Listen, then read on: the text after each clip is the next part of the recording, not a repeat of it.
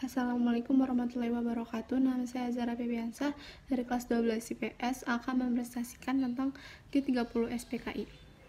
Latar belakang G30 SPKI, pada awal tahun 1965, Bung Karno mempunyai ide tentang angkatan kelima yang berdiri sendiri.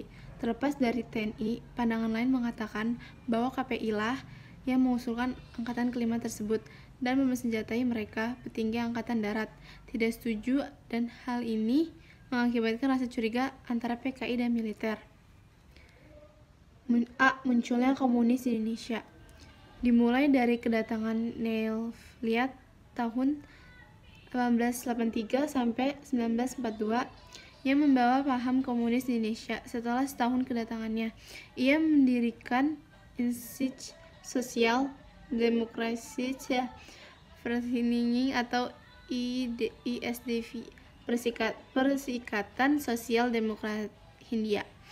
Pada zaman Hindia Belanda, terjadi pembentukan komunis antara lain pada tahun 1926 di daerah sekitar Pulau Jawa, di Sumatera Barat tahun 1927, tapi mengalami kegagalan. Setelah itu, KPI tidak muncul kembali dan baru muncul kembali pada tahun 1947.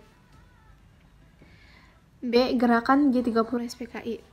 Sejak terpilih sebagai ketua PKI pada tahun 1951, DN Aidit telah membuat PKI menjadi partai yang besar setelah sebelumnya telah tenggelam karena peristiwa pembentukan PKI di Madiun tahun 1948. C. Penumpasan gerakan PKI dan pembekuan PKI. Tindakan Kostrad pada hari Jumat tanggal 1 Oktober 1965, Pangkostrat Mainen TNI Soeharto melakukan tindakan perampasan gerakan PKI karena pengkhianatan terhadap bangsa Indonesia dan melakukan pembunuhan terhadap jenderal-jenderal. Tanggal 3 Oktober 1965, sekitar jam 17.00, ditemukan timbunan tanah dan sampah di parkiran sebagai tempat penguburan. Kemudian dilakukan penggalian terhadap timbunan tanah dan sampah tersebut yang ternyata adalah sumur tua. Tuntutan massa dalam penggambaran PKI yang pertama, reaksi partai politik dan organisasi massa, parpol maupun ormas belum menentukan sikap karena sama sekali tidak mengetahui apa sebenarnya yang terjadi dan latar belakang terjadi peristiwa G30 SPKI. B. Tindakan spontan massa terhadap PKI. Pada tanggal 8 Oktober 1965, mulai terjadi aksi-aksi massa menyerbu gedung-gedung PKI serta ormas-ormas.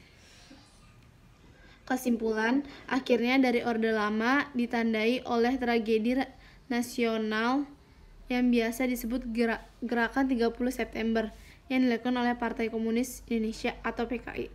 Hal ini merupakan usaha mengganti Pancasila dan UUD 1945 dengan ideologi komunis. Inilah bahaya terbesar bagi Pancasila dan UUD 1945 yang pernah dialami oleh bangsa Indonesia.